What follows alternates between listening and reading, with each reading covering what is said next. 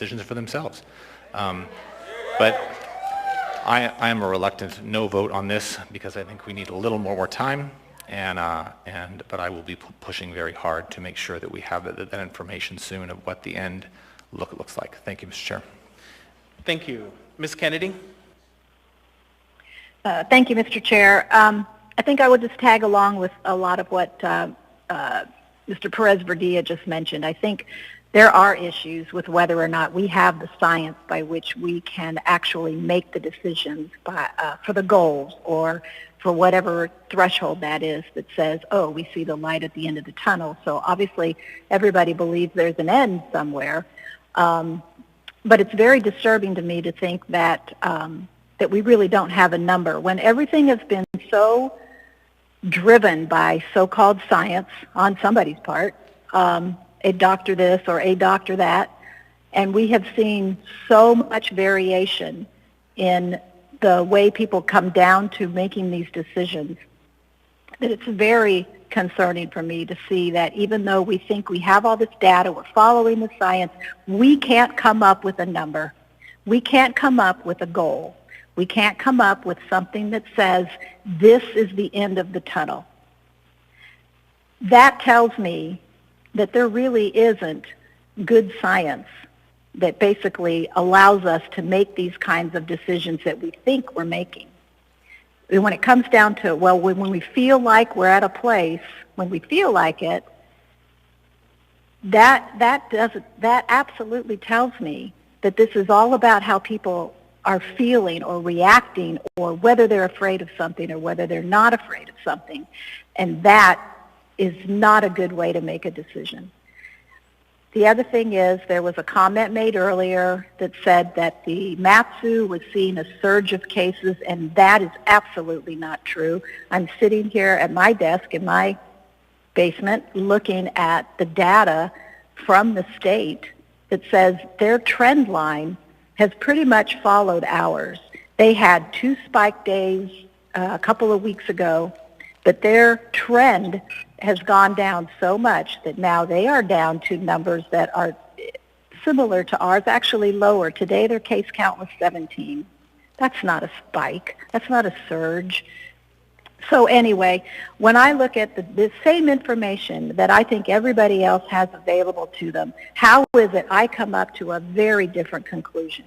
When, like Mr. Weddleton said, we have 20% of the people who've been vaccinated, and the medical community is telling us that one single vaccination can cover you up to 70 or 80% effectiveness. When we look at our population of children in this state, we have 140,000 children out of 750,000 people. That's a huge percentage of the population in this state that are not going to get COVID. They're certainly not going to die from it because not one person under the age of 20 has. And yet we still want to count that into this idea that we have to have a vaccinated population. Well, we have to kind of exclude that population of children because they're not going to get vaccinated because there isn't a vaccination for that number right now. And then we also want to factor in the people who have had it or the people who we know are just going to be asymptomatic. And we don't know what those numbers are right now in terms of asymptomatic, but we know that they're significant. So we ought to be giving credit where credit's due. We ought to be giving credit to the people who are actually doing the things they need to do. You know, I'm 63. I'm still going to do the things I need to do that I think will protect myself until I can get a vaccination or until COVID. That's my decision. But what I'm saying is I think that there is enough information out there. We have observed an awful lot. People know what's going on. People know how to protect themselves.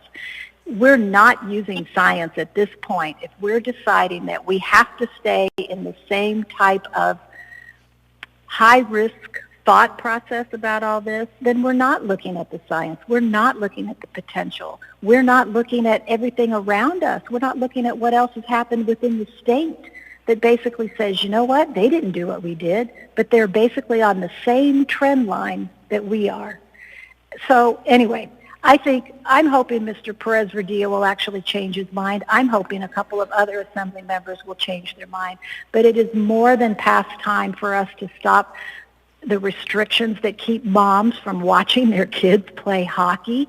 How ridiculous is that, to think that we can separate parents from their children with something as simple as a sporting event, when we know that we have groups meeting in other capacities that have the same kind of exposure and interaction.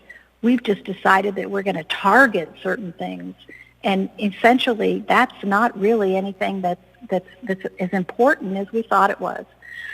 So I would hope that rather than saying that we just have to go by this feeling that someday there'll be the end of the tunnel, let's start today. And just like all of us know, if we have to turn this around on a dime, we can. And if we have to worry again about the capacity at our hospitals, we can.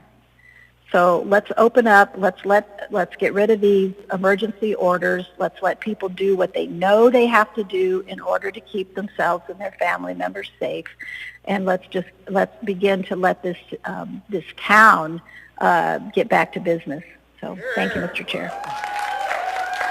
Thank you. So I have 3 folks in the queue, and then I'd like us to vote on the amendment.